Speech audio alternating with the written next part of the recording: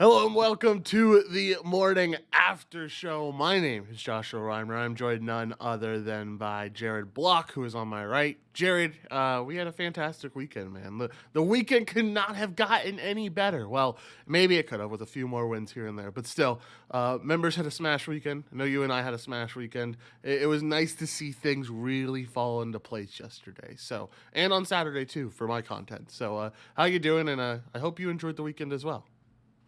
Yeah, doing great, man. Monday morning is always nice after a big win, big several amounts of wins from everybody this weekend. I think that we've talked about us being in this sports equinox thing for a while now. It seems like everybody is heating up or has had an amazing month or last couple of weeks. So it's awesome when all that clicks at the same time. And yeah, this weekend was exactly part of that. Yeah, I love patting ourselves on the back, right? But we also have some people to pat on the back around the company as well. Anthony doing amazing things in CS:GO. I saw it return this week, and I know he was smashing the first few days that it was back.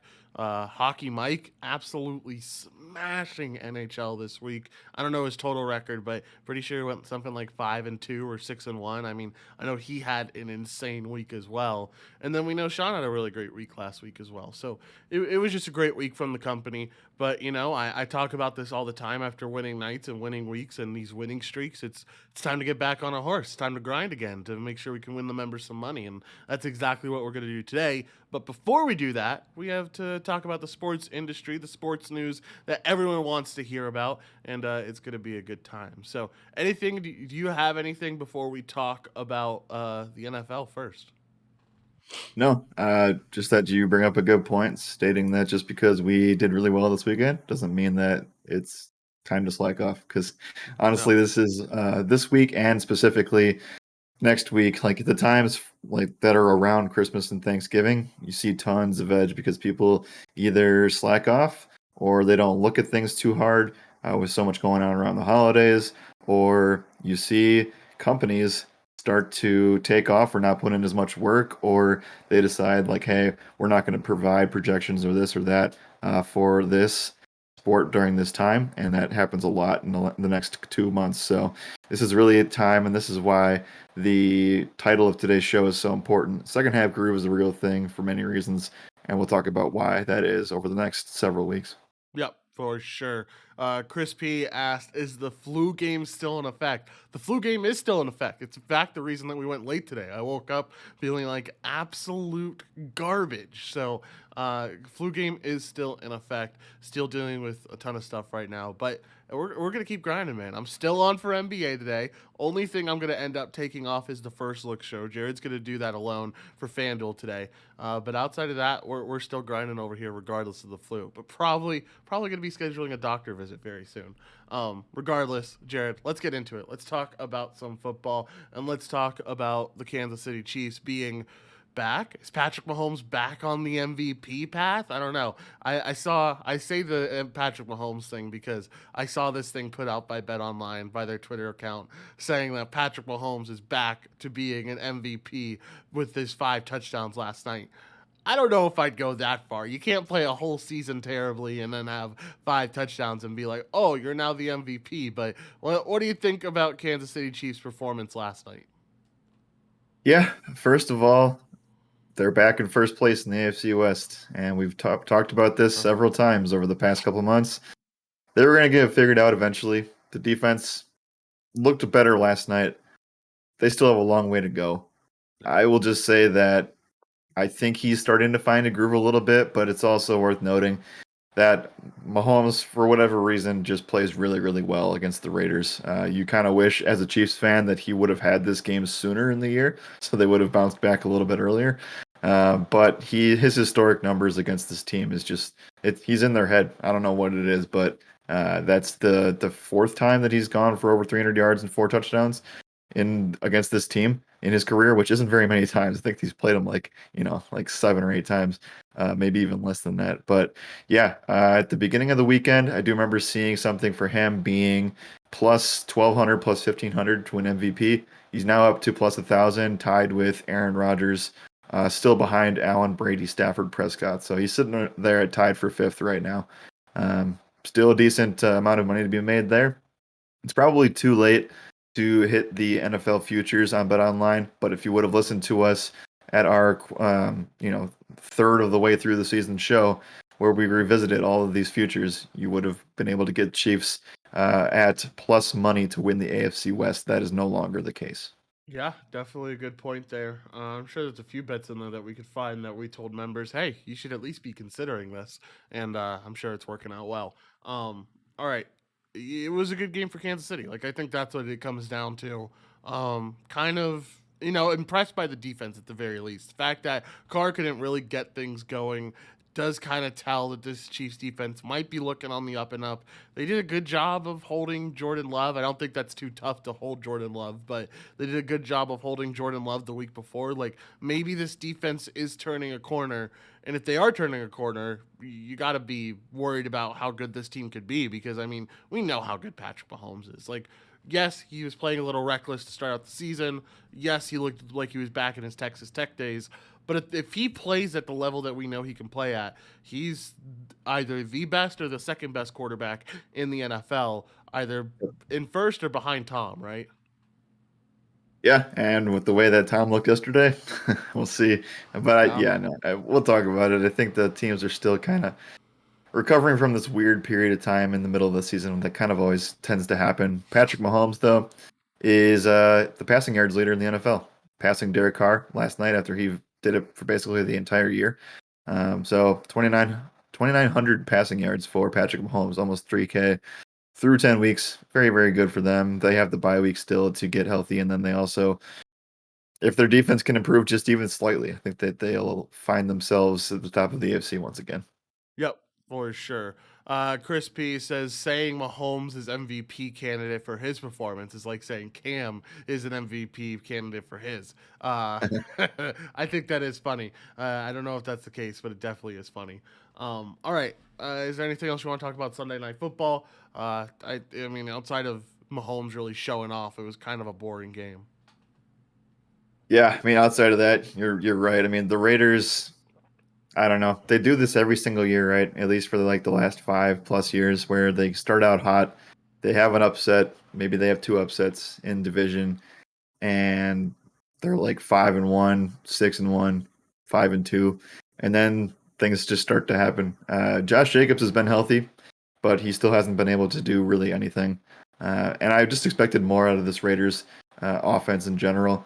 Um, I don't know. They got some stuff to figure out, and while, like I said, it's just one of those things where they haven't been able to be consistent throughout the entirety of the year, and that's what you need to do. Can't really say that health issues are a thing because honestly, health issues affect every team, and some teams still find a way to step up and make some plays happen. So the Raiders, I think that their playoff hopes are slowly dwindling away. Maybe they have 1 or 2 more weeks to prove themselves, but a couple of rough losses in a row from teams that they probably could have won. Like, I don't know. I thought they had a chance last night coming into the game, but did not turn out to be that way. And Deshaun Jackson, the first catch in a Raiders uniform, looks like a great play, and then he fumbles the ball, and that's basically the end of the game Yeah. for that. So uh, I guess the last thing I'll say is that I'm just very confused on why people played like half the field played Deshaun Jackson on FanDuel last night in the single game format. Uh, he got 2 points and then that fumble, and that was it. So I don't know. I had never really understood that. He was never going to fill the Henry Ruggs role personally himself. And I don't know. I mean, I just don't think he's really should be seeing the field much for any team at this point. Yeah, I would tend to agree. I feel like it was kind of a desperate signing to try to replace Henry Ruggs, and it doesn't work out. Not with him anymore. Yeah, this Raiders team is really in do or die mode, right? They're tied with the Chargers for second place. Actually, technically, they're not tied with the Chargers. They're third place because of tiebreakers. But you look at the schedule that this Raiders team has coming up. They face off against the Bengals this week. They face off against the Cowboys next week. Face off against Washington football team. That should be an easier win, but we saw them have vast improvements yesterday.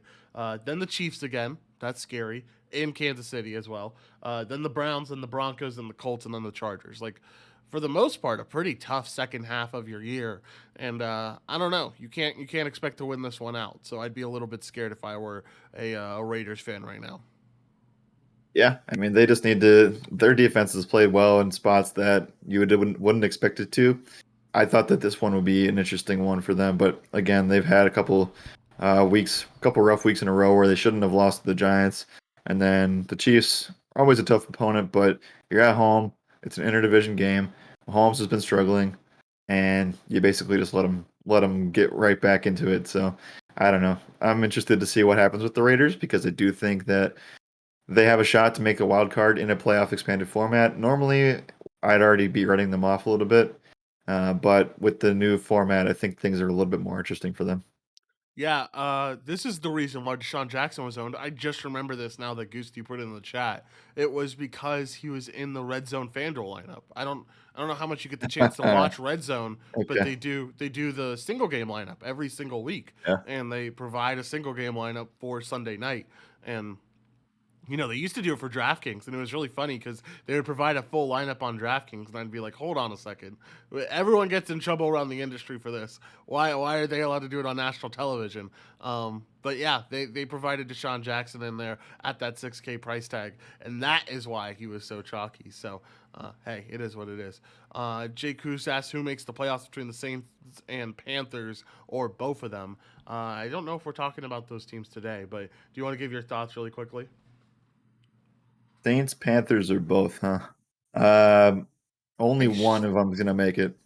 think if I So had to pick one, it's the Saints.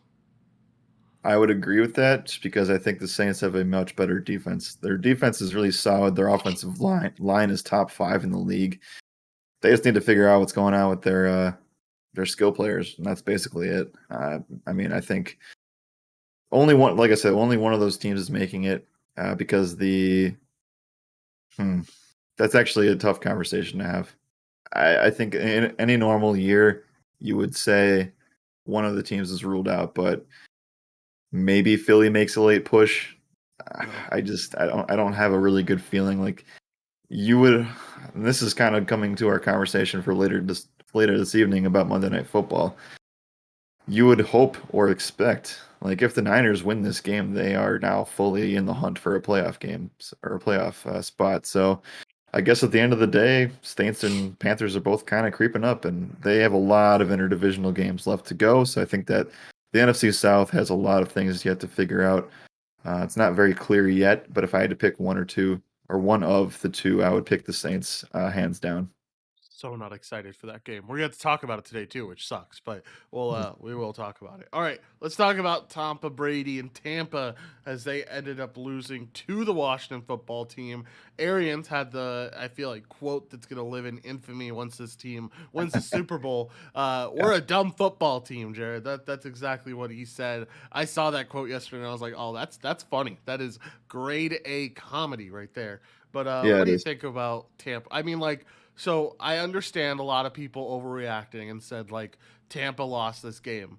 I would say it's less of Yeah, Tampa losing this game and more of Washington football team winning this game. That yep, last drive they had in the fourth quarter was some of the best football I have seen from the majority of the NFC this year. Like yep. I think that last drive, I think most of the things that the Washington football team did yesterday were just executed perfectly. And it's sad because this might mean that they're coming up on a playoff run potentially. It is sad that they ended up losing Chase Young yesterday to a knee injury, and I think we already heard that's an ACL, so he's going to be out Yeah. for the year. But it's just super sad to see that. We know how much of a talent he is, but that Washington football team was still impressive without him too. It really was. So they put up the longest drive in the NFL this season. I believe it was close to 12 minutes, and basically just iced the game. And it was very well done. Personally, for me, I was rooting for the Bucks to stop them and have them kick a Yep. field goal, or if the Bucks were smart, they would have. Well, I don't know. You can go either way with this, but they could have just let them score too, with a couple minutes left on the clock. But they decided to not and sell out and try to stop them.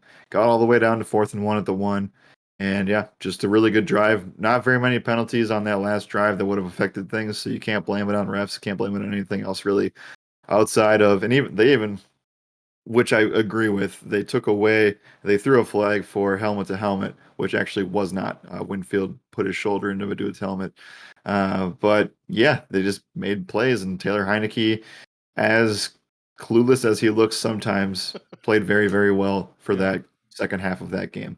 A lot of things went wrong for the Bucks in the first half, and I don't know. I don't. So for me personally, I was watching the film religiously because we had Tom Brady on FanDuel, and I just couldn't believe what I was watching for the first half. A Yeah. lot of mistakes by the receivers, uh, questionable play calling.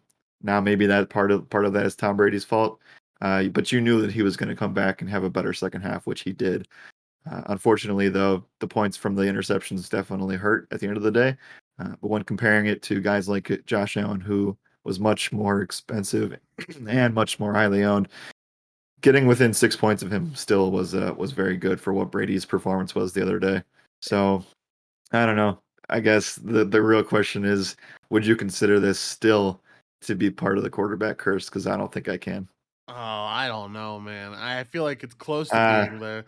Yeah, I feel like it's yeah, close. they dropped their 2 touchdowns though. The receivers dropped Yeah, those two they did. touchdowns. That's a good point. I don't know, man. Like those interceptions in the first quarter, That was bad. Yeah, that that was was bad. awful, man. Like that was, and like especially if they, I don't know. You said you were watching it religiously, so you probably saw this play. The play where forget what wide receiver it is. I think it was Godwin, maybe, but it's a ball that's really low. So he goes down, tries to get it. It goes under him. It hits off of his heel, and you almost see, I forget what DB it was, but you almost see some DB end up picking it off as the ball Yep. launches off his heel. And it was like, could it go like could it get any worse than this? And Yep. luckily it was Fuller. Thank you, Jay Coos. It was Kendall Fuller who got that pick, and it was like, thank goodness he did not get that. And they still weren't even able to score on that drive. And I saw a lot of opportunities to score. There was a pass to Gio Bernard where if Bernard just turned around a little bit earlier, or if the pass maybe was located a little bit better, he would end up scoring a touchdown on that play. But it is what it is. You can't expect a lot out of, well, you can expect a lot out of Tom, but luckily Josh Allen didn't go nuclear, so we didn't have to expect a lot out of Tom. Right, guy, thank you for subbing at tier 1. They've subscribed for 4 months, so we appreciate it here. Yeah, so it definitely an interesting game. Again, like I said, I think this is less of Tampa Bay losing and more of the Washington football team just having a really good game and end up winning. Yeah, no, all credit to Washington here. Like they played well, they played their hearts out, and their defense stepped up. Like yes, a lot of things did go their way, but you got to give them credit, especially on that last drive because they could have easily just either punted it or kicked a field goal or just. Yeah. But every single time it mattered when it came down to clutch situations, they performed. So I'm not worried about the Bucks whatsoever. I think they'll be just fine. And like I said, they have a lot of AFC South matchups to go still. They get kind of a bounce back spot against the Giants at home on Monday Night Football. They're one of two teams, including the Packers, that are undefeated at home still. The Bucks also then go and play the Colts. They play the Falcons. Then they get the Bills, which is probably one of the better regular season games of the year in the middle of December. Then they finish off the year Saints, Panthers, and the Jets. So yeah, I Yeah. think that they'll be just fine. Yeah, I think so as well. And like you said, like it Washington football team just showed up when it mattered in every single point in that drive. The main thing I look at is they were in the red zone. Taylor Heineke lines up in shotgun, throws a slant to Terry McLaurin, and Terry gets absolutely rocked by two Yeah, DBs. he It was did. Jordan Whitehead and someone else. I don't know who the other one was, but like just absolutely smacked. Like I was like, oh, he has to fumble the ball after that. Yeah. Not only holds on to it, but gets up and hypes up the crowd after. Like you could Yep. tell after that, it was like, all right, this team's in their groove. They're probably not going to end up losing today. Yeah, that hit. You don't have too many cleaner hits there, and all the Bucks were like stunned at how he was able to hold on to the ball because I'm sure that Yeah. they were all expecting that too. So another really really clutch spot that I believe that was third and short, and you knew that the ball was going to Terry there, and good coverage, just really really good job and execution by him. Stream 85 plus For channels and sure. save up to All right, $500. I am pulling up this video for us. That way, so we can watch it. That way, so we can head in to the Kansas City, not Kansas City game, to the Green Bay game. But I know that our DK Metcalf got into a little bit of trouble yesterday. We get to see how. So let's move over to the video recap screen, and we can figure out exactly what happened with our boy DK $1 a year Metcalf here. with YouTube Gotta watch TV. the ad. I Try feel it like free. Sean right now, but It's a savage. And, well, Watch out here. there it is, Oh, you Black can't and do that. Metcalf. oh. Oh. That's already a penalty. I think there's another one coming, though. Yeah, was he done with that? No, he's not. Oh, right there. Another one. Oh, my gosh. Oh, that's a punch. He's gone. That's where the flags came in this one. I don't think they got the other one. But as soon as he gets 21's Mass Stokes. But you can't do it right in front of the ref, Jim. That's the number one way to get You called. got to scout the area first. So this was DK Metcalf as he kind of I loses. think the commentary from Romo is just hilarious. Like, oh, you can't do that. Like, come on now. And I just find that the funniest part. But we did end up seeing the Packers shut out the Seahawks. Jared, I'm sure you're a happy camper. Your Packers definitely rebounded the way you wanted them to. Kinda, right? Like, you guys didn't actually score that much, but you guys got your groove at the end and scored enough to win, and that's what matters. What do you think about your Packers win? Yeah, great win. Obviously, we know the situation about Aaron Jones now. We'll talk about that here as this game goes on. But Bacon says he tried to say, "I got your nose." That's hilarious. Yeah, it's just frustration from the Seattle side of things, right? Like it's the first time that Russell Wilson's ever been shut out in his career, and to do it, like I said, these two teams, while not a lot of them remember some of these games, the fans remember, and the rivalry still exists between Russell Wilson and Aaron Rodgers. They even showed a flashback to the Fail Mary, which Yep. again I will forever feel terrible about that because they got that wrong. I don't care how many times you got to talk to me about it. Every time. Yeah. Anyway, lots of times Russell Wilson has come in and beaten the Packers in the most atrocious way possible, and it was really cool to see that go the exact opposite way.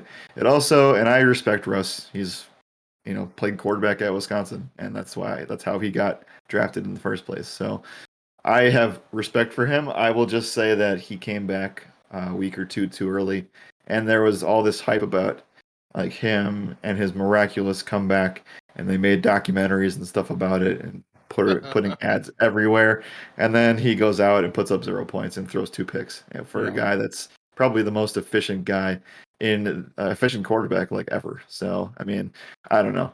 It was really good. It was a cool win, and I always like to beat the Seattle Seahawks no matter what.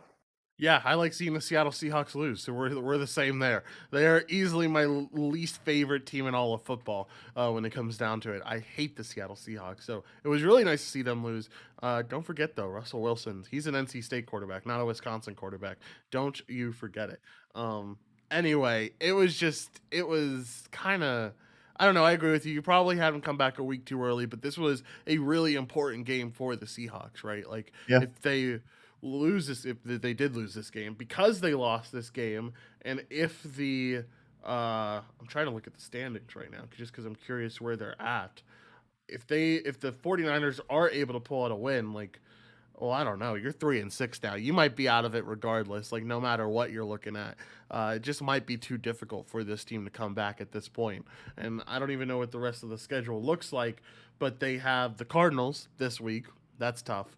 Then you have the Washington football team, then the Niners, then the Texans, then the Rams, then the Bears, then the Lions and the Cardinals again. So like some easy matchups for sure in there, but also some really tough ones. Yeah, no, they have an interesting. Maybe they are one of those teams that are in the hunt come week 16, 17, 18, and they need to play and finish. Maybe they get Arizona on a spot where they have to put Colt McCoy out there, and because they're resting guys. So I don't know. A lot can happen.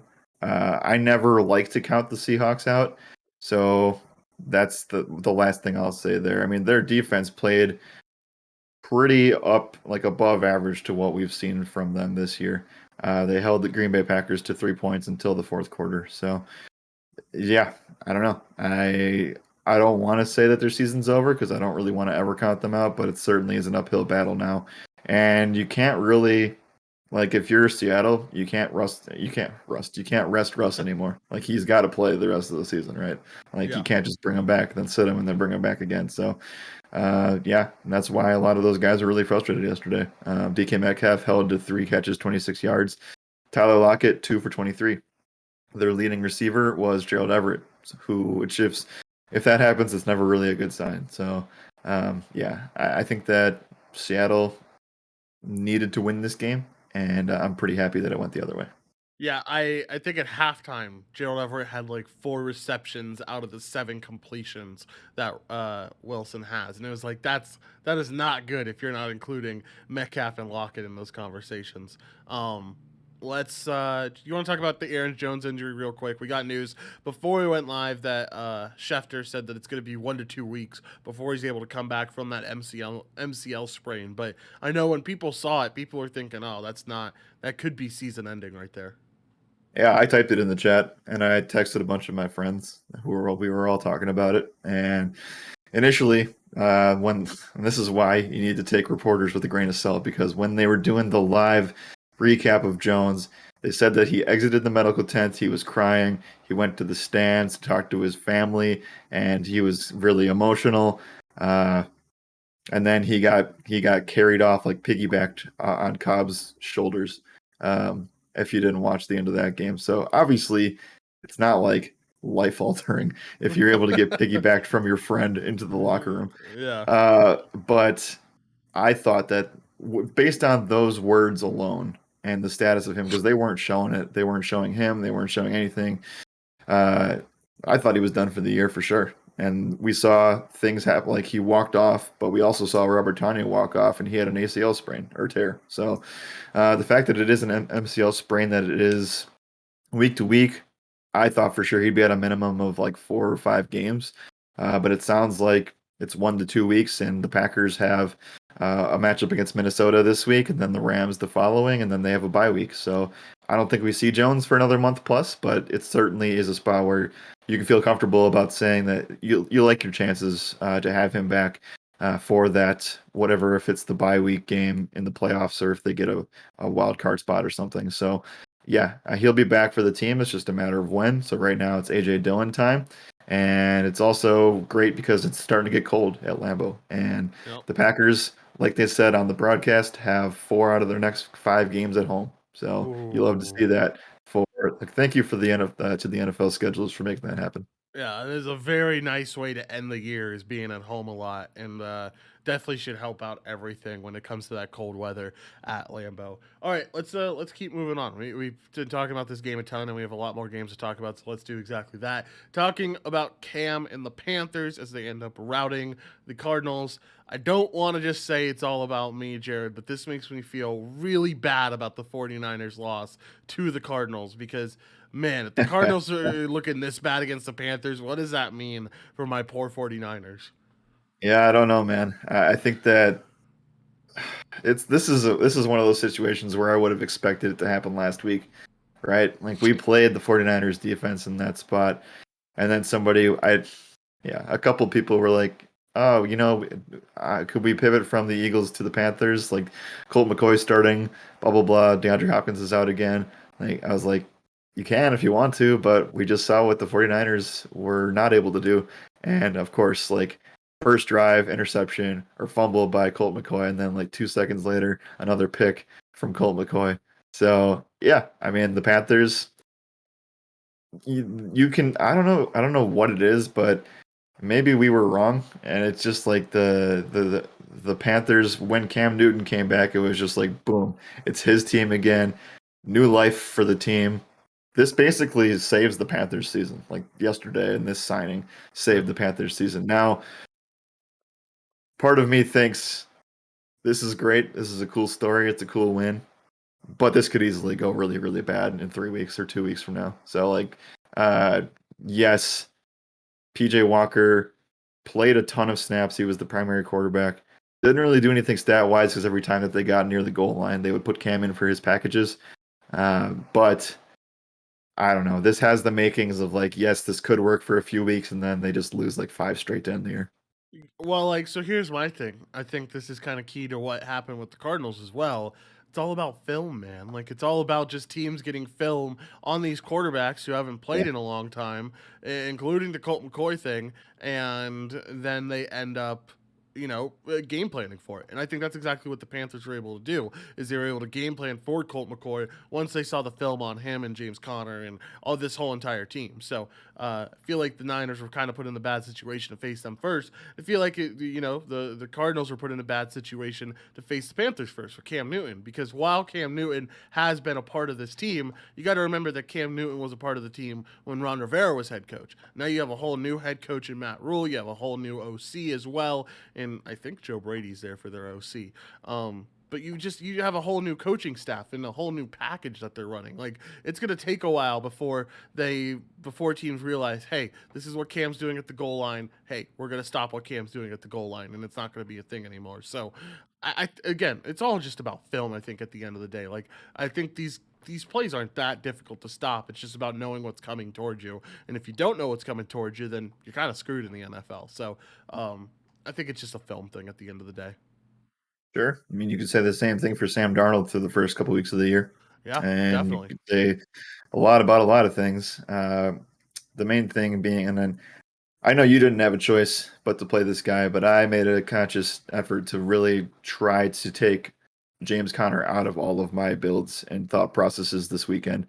And for the most part, it worked up until like the last half hour of the slate. So I still stand by the fact that James Conner was a good fade yesterday. And he did get there. And again, you had no choice because you played 4 p.m. and he was like the only option there, Yeah. which is fine. So for me, it goes back to what you said, and also the fact that personally, I don't think James Conner is a good RB1. I think that you need a complementary piece who is perfect in Chase Edmonds to kind of clear the way for him to be able to get space. And he's just a very, very he's a good beneficiary of a very, I don't know. The offense just works very, very well with him, which is why I'm a little nervous as well. And going back to the Packers about AJ Dillon being the dude by himself.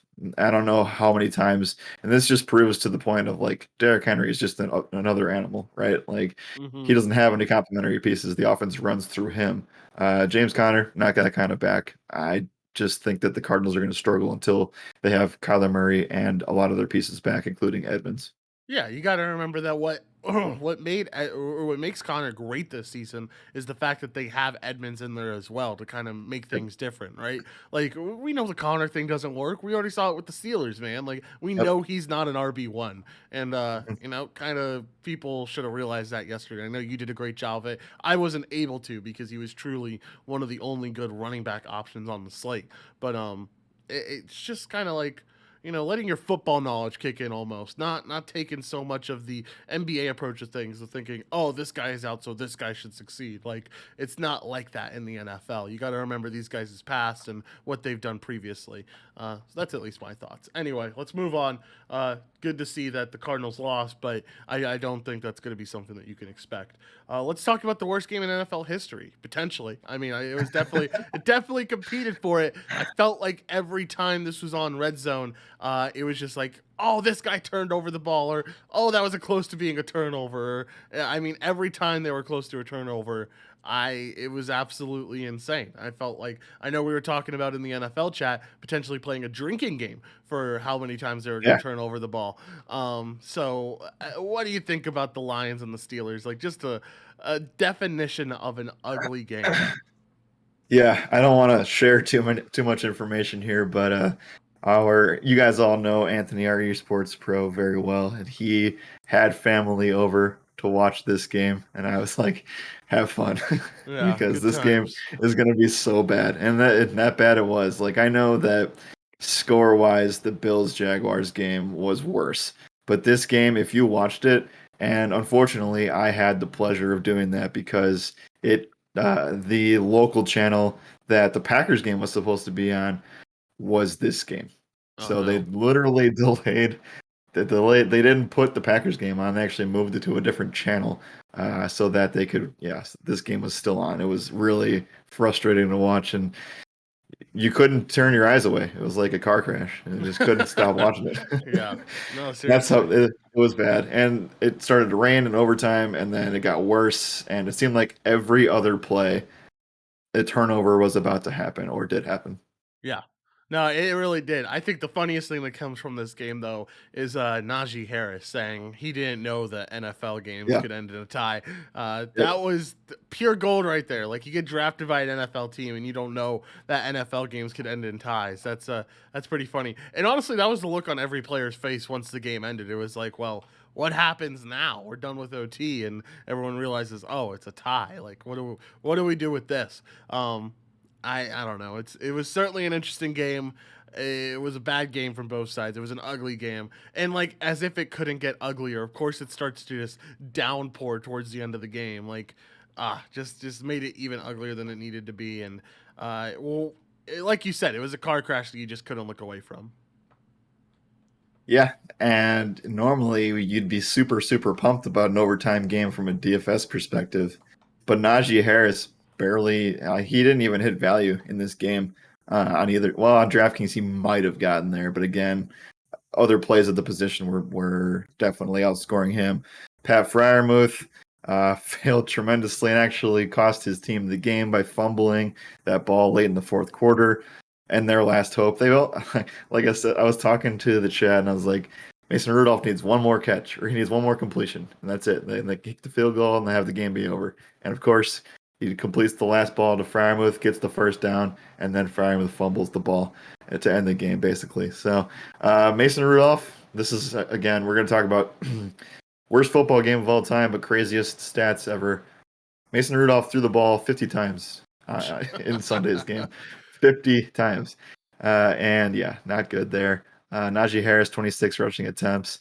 The only other running back to get anything was Benny Snell, who got one touch. And then on the Lions side, Jared Goff only threw the ball 25 times in the entire game, and he completed 14 of them for 114 yards.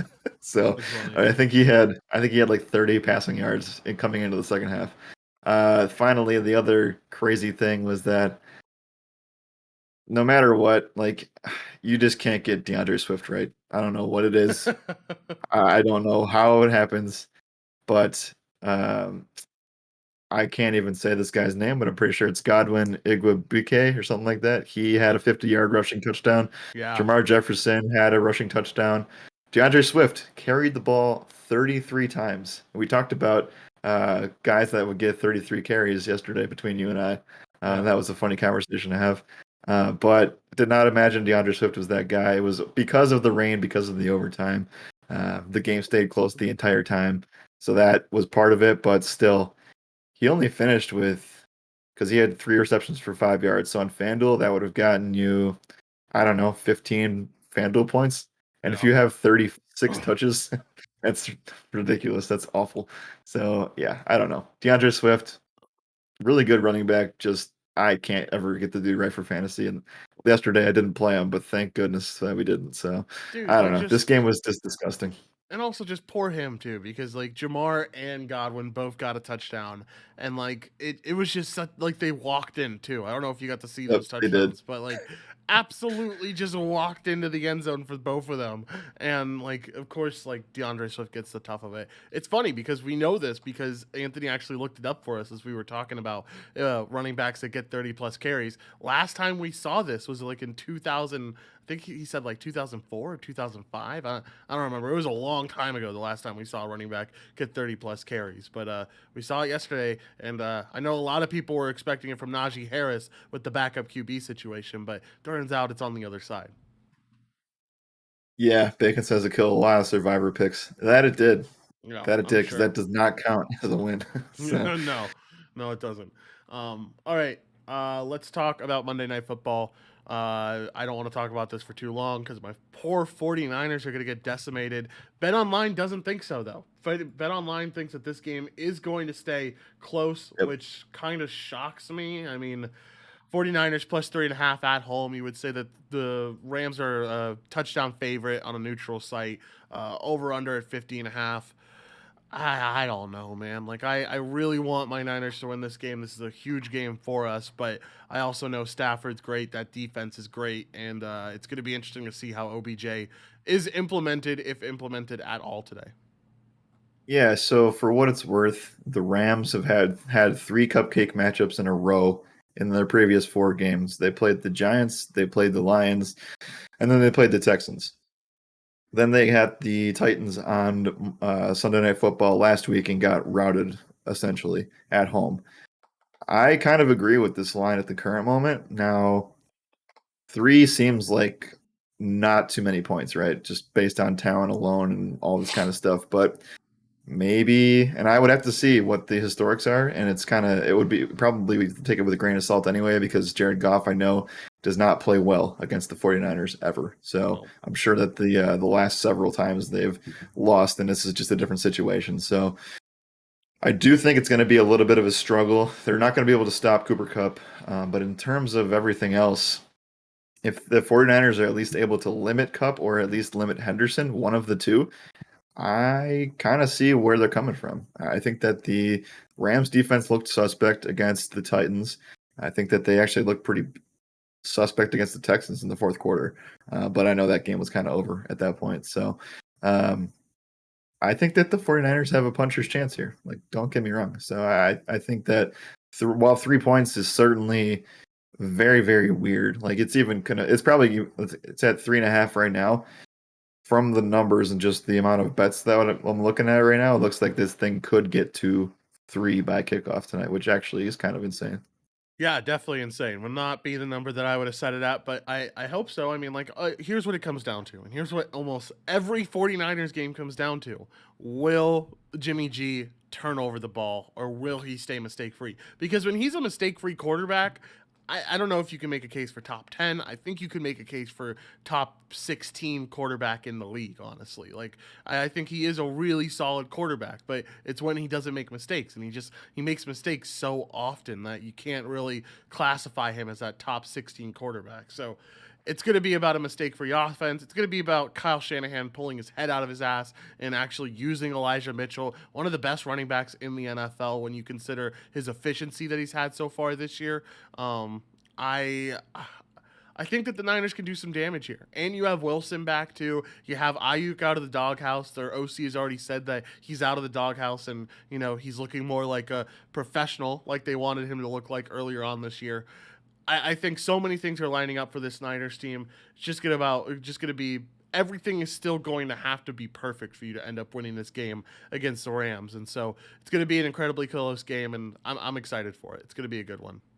Yeah, I think this game does stay close, so we'll have to just see how it goes. And yeah, I'm very excited for it. It should be as advertised, I would expect.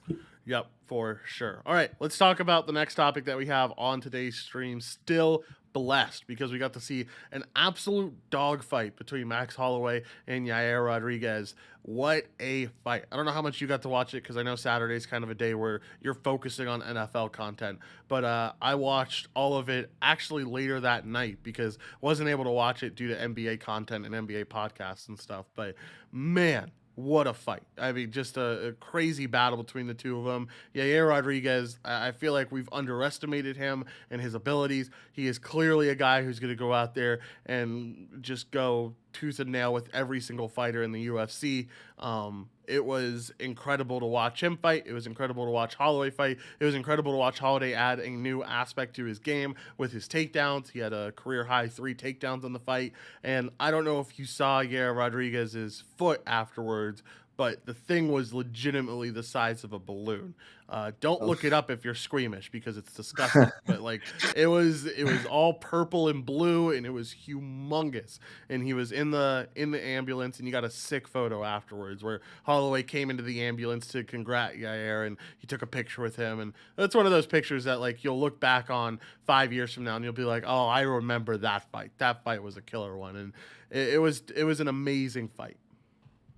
Yeah, I can see it. There's a lot of blood under the skin there. Yeah, it's not pretty, man. It's not.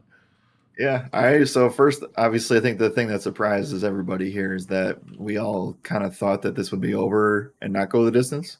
Yep. And the fact that I know you mentioned that Rodriguez is not a 5-round fighter, definitely proved that he was. Yep. Now, especially because it takes a lot for somebody to last that long with Max throwing as many as he did. Did he get close to his record at all? Not even remotely Okay. close. He still Okay. threw 200 significant strikes, though. It was just his record is like 445 right now, so he wasn't Right. going to get close to it. But he certainly did throw a lot still. Yeah, so that's really all I have to say. I mean, I watched part of this.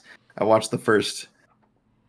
I watched the entire fight, but I was like in and out because I was doing a bunch of stuff. But Yeah. yeah, no, it was. I would say not as advertised, and it actually exceeded expectations. Yeah, it definitely exceeded expectations. I would agree with JQ saying that, Usman Covington probably a better fight. Volk Ortega probably a better fight at the end of the day when it comes to 5-round fights. I would even say Jan and Sandhagen was a better fight overall. Yeah. Yeah. But this one was good, man. Like, we just keep – it's because, you might be looking down on this fight and saying it's not as good as those other ones. But really, it's just because we've been spoiled the past, month essentially with UFC fights and just seeing these absolute bangers play out. And it was another banger that ended up playing out that was a lot of fun to watch. The rest of the card went absolutely awful for me. This fight night was probably one of my worst fight nights I've had in recent memory because you had Ben Rothwell ended up getting TKO'd for the very first time in his career. The guy's had like 50 MMA fights, and he loses this one by TKO to none other than Marcos Rogerio de Lima. Absolutely insane. I got the Felicia Spencer call right. Miguel Baeza got absolutely just knocked out by Chaos Williams. He folded like a lawn chair after he lost that fight. And you saw Joel Alvarez end up beating Thiago Moises. That was insane to see that because Joel Alvarez looks like he could potentially be the real deal. Sean Woodson, I don't know if you've seen this guy. I would encourage you to look up Sean Woodson right now if you haven't seen what this guy looks like. He's like this incredibly skinny, but like he has like an 80-inch reach or something ridiculous. The dude looks like a tarantula, like a spider almost, like because of how long his legs and his arms are. are weird. Yeah, they're super weird, man, but it provides some amazing boxing skills because he's able to outreach almost anyone in the division. So Woodson fight was certainly interesting in the fact that, he had hooks to the body that ended up getting him the TKO. Whenever you're able to get a body TKO, it shows how insanely good you are and how insanely powerful you are. So just a lot of interesting fights that I did not expect. And then I think the feel-good story of the week was Rafael Alves end up with the guillotine choke over Mark Diakese. He was talking about after the fight how he was homeless before the fight started. Like there was people who robbed his house and took his car, and so he had to live on the street for the last 2 days before that UFC fight. And he was saying how Mark Diakese was Diakese had someone filming Alves in his training camp as well. So like there was there was a whole bunch of stuff going on, and you could tell Alves was feeling really good after that win. So it was a really, really entertaining card. Just did not go our way for the content wise, which is fine. We'll get back to it next week. We've been on such a heater in UFC. We're gonna have to lose one somewhere, and this is definitely one where I wish we ended up winning, but we ended up losing. Yeah, I mean, all you can do is just move on to the next one. And I mean, I know that the next, at least this week, is a little bit, under the radar. But we're getting up, and like, it all comes back to the fact that the end of the year is just a crazy run. So we're almost there. Yep, we're almost there. We have one kind of questionable card next week with Miesha Tate up top. I'm not going to call it a bad card necessarily, but, whenever you do have... I don't want to be too mean here, but whenever you do have women fighting in the main event, I know people tend to look away. That's kind of, again, our time to take advantage of it and our time to make some money next week. So there are a lot of good fights on this card. You have Rani Yaha coming back, which love seeing Rani Yaha fight. You have Sean Brady versus Michael Chiesa. That's going to be a good one. Davey Grant's back in there, Tucker Luntz as well. Like there's a couple of good fights here for sure, and I'm definitely excited for it. Yep. The last thing that I'll say is that the people that look away from the card because they don't want to watch it is because they know full and well that they'd probably get their ass kicked 100 times out of 100 by either of those fighters. Exactly, right? Also, last thing, do not miss out on Terrence McKinney. Terrence McKinney fights this week, and man, am I excited. I don't know if you remember the McKinney fight that he had last time out, but he ended up beating Matt Frivola in the first round in like 7 seconds, and it was a crazy TKO, and he ended up doing a backflip and ended up like tearing his ACL by doing that backflip. And so like it sucked to see him tear his ACL, but I'm excited to see what this guy has, because even before he came on the scene at UFC, he was a first round TKO type of guy, and he's going to be back in the octagon this week, and I'm excited for it. Oh, I know this guy. I'm just watching it again. Yeah. Mm-hmm. He flips off Yeah, it doesn't take that long to watch, because hey, it was like 7 seconds. But yeah, dude, his leg his leg crumbles. Crunched under him. Yeah. Oh, okay. That's fun on a Monday morning. Yeah. We're talking about a lot of disgusting stuff UFC wise. Anyway, it was a lot of fun with UFC, and I can't wait for this. Actually, yes, we do have a card this next week. We don't have a card over Thanksgiving. Thank goodness for my health, because Thursday football is going to take up plenty of my time. So probably wasn't going to have a ton of time, especially with visiting family. But we have one more card before the break, and then we have a great end of the year few cards. So it will be a lot of fun. Make sure to sign up for UFC if you're not already. Let's talk about college football. College football was an absolute heater this week, but when it comes to the scores of these college football games, there certainly were some games that impressed more than others. I think one that everyone is talking about right now is the Cincinnati game, just because South Florida stayed in that game for a really long time, and so Cincinnati ends up moving to 3 in the AP poll because of that. What are your thoughts? Well, it was that, but it was also Alabama stopping New Mexico State, which we knew wasn't going to be close, but they won by 56, for God's sake. Yeah. Like, I don't know. It's, again, very strange at this time of the year to have so many ranked teams playing teams that shouldn't even be considered. Yeah. I don't know. It's just weird. Like, they should have moved those to the earlier in the season, but I'm not a scheduler, so I don't know how that all works. But yeah, I mean, the games that we thought were going to be competitive were, and you saw Michigan hold on against Penn State. You saw Iowa hold on against Minnesota, which was definitely scary for those guys. Ohio State took care of business. You saw Mississippi beat Texas A&M. That one wasn't really that close. That one kind of just Mississippi kind of took control of the whole thing.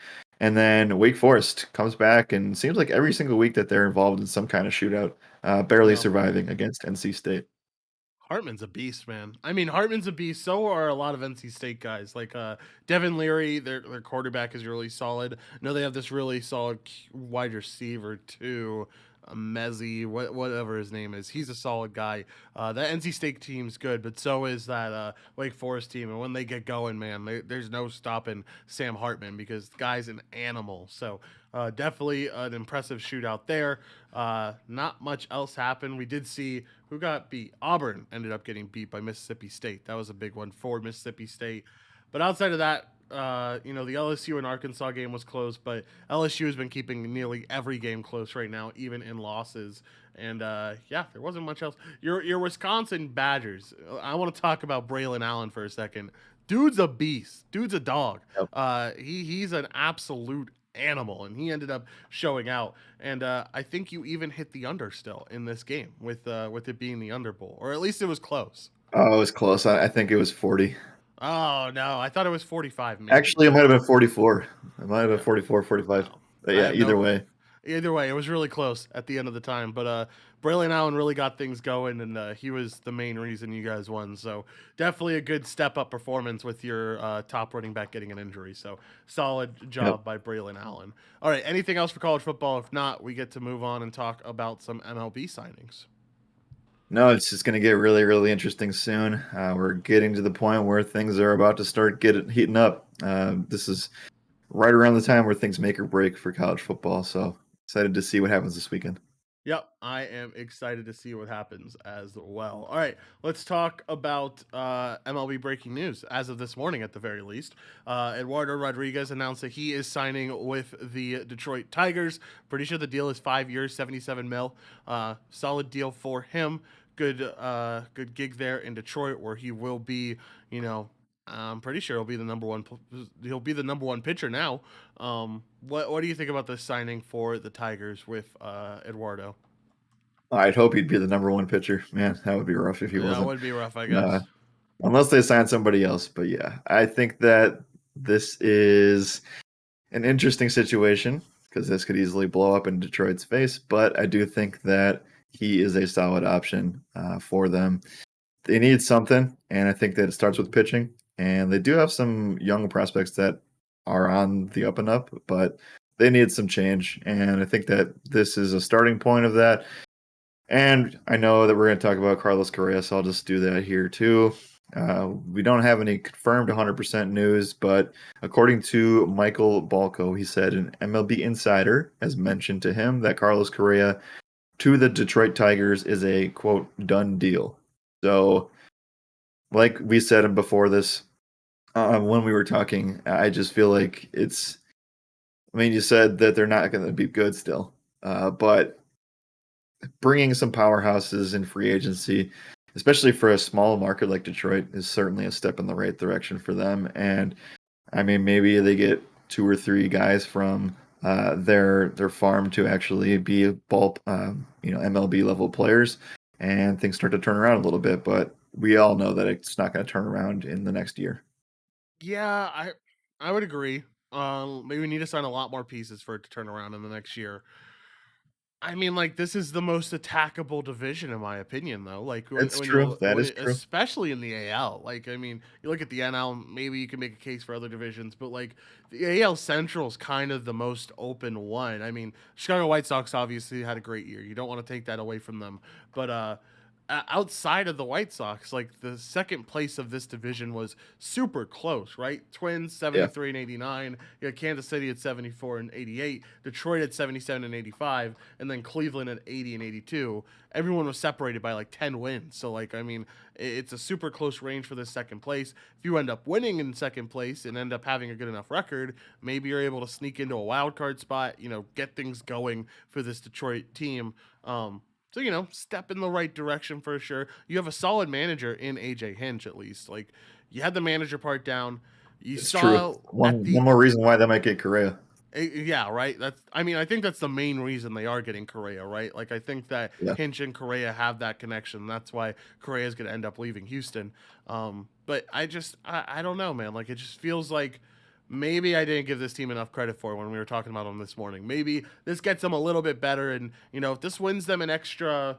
How many games? I would have to win them an extra like 15 games. It doesn't win them that many games, but the rotation will be looking better at least with Erod in the fold.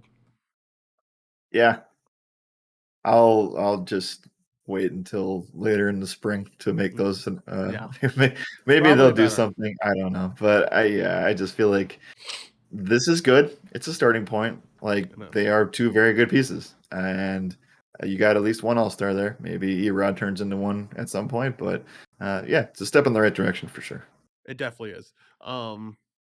Any I don't think there's anything else MLB wise that we get to talk about. No, Oh, you not really. guys acquired Mike Brosio the other day. I think like Yep, over the we did. weekend. That was Yeah. if people underplay that like it's not a big deal, I think that could potentially be a solid guy in the lineup, especially if the universal DH rule does come through like we expect it to.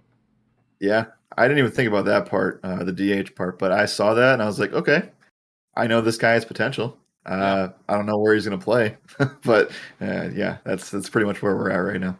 Yep, for sure. All right, underdog mentality. We get to talk about NBA for a little bit because we are almost at this hour mark. NBA slate, it's a big one today. Should be a good time. What are your thoughts on the games today?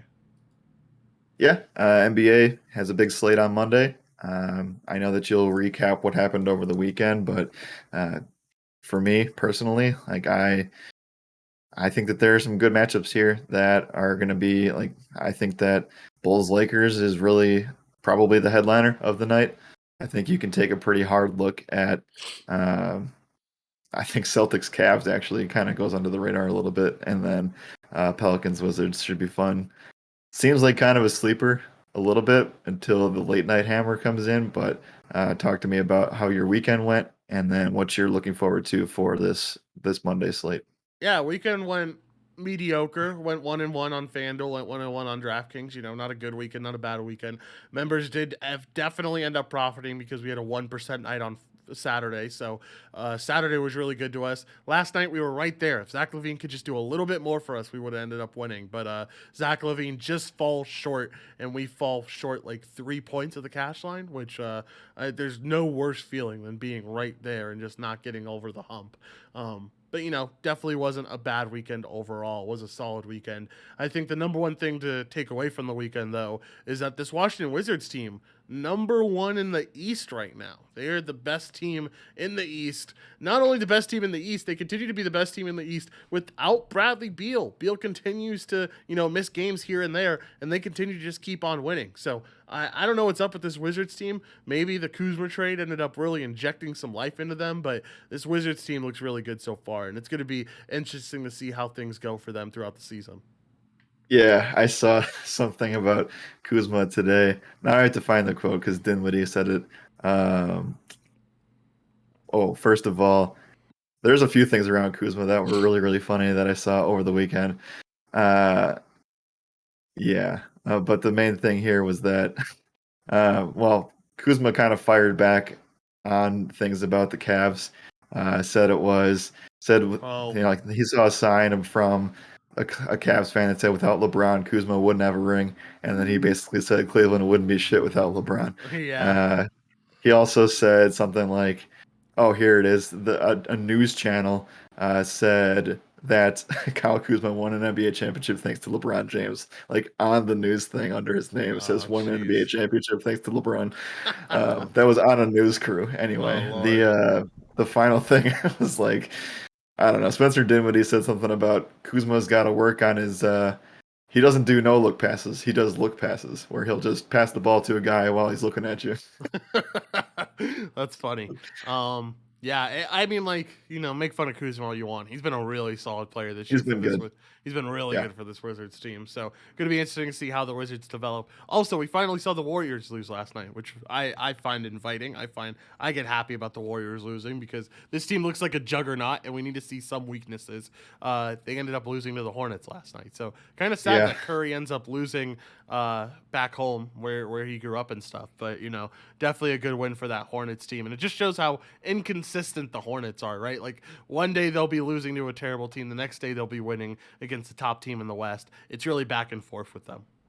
Yep. Did you see the eventual NBA Top Shot moment that was Curry's behind the head assist, like half court assist? I don't think I got to see it. Yeah, he grabbed the ball, literally threw it behind his head, and as the guy was sprinting down for the dunk. You'll see that soon. That'll be on Top Shot for sure by the next month. That'll definitely be on Top Shot. That'll be very fun though. That'll be a really cool moment. All right. Anything else here or underdog mentality really quickly? Pick a guy from or pick a team that you like for underdog mentality today. Yeah, I don't really keep up with NBA standings right now, mostly because it doesn't matter, and second because the Bucks aren't doing well right now, so I could just care less. Yeah. It's really disgusting in the East right now. So I'm trying to do my best to look for an underdog play on the East side of things. And I actually like a few of them. But the one that I'm going to go with tonight is going to be the Cleveland Cavs plus 120 outright win. I like it. Give me my Lakers plus 103. I think they end up getting the win over the Bulls. Bulls have not looked good without Vooch over the past few games. I think they won against the Clippers last night. Won an ugly game against the Clippers last night, and then lost to the Warriors. I think the Lakers can get the job done here and end up winning this one. So plus 103 for the Lakers will be my underdog mentality pick. Jared, let's get on out of here. What are your final thoughts? Yeah, I'll be back in about less than a half hour to do the FanDuel first look for week 11. And we got Monday Night Football on the docket tonight. It's going to be a fun start to the week. Yes, and I will be taking a little break. Probably trying to schedule a doctor's appointment for today or tomorrow that way so I can get some medicine to hopefully clear up this flu or cold or whatever it is. I have no clue what it is, and that's probably even more reason to go visit a doctor and figure it out. But we will be back, or I will be back for the NBA podcast with Sean later on today at 5 p.m. Eastern. I'll still be covering NBA content just like I do every Monday and just like I do every Tuesday. We'll get that taken care of, and we will kick ass and take names just like we did over the weekend. As always, my name is Joshua Reimer. Good morning and good skill.